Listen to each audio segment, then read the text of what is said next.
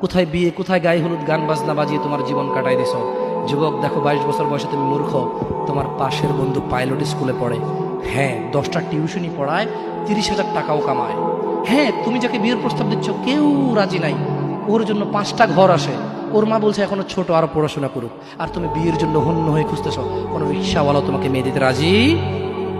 তুমি দেখো, 10 বছর 15 বছর বয়সে যদি মায়ের ওই কথা মেনে নিতা, তাহলে তুমি আজকে উপকৃত থাকতা।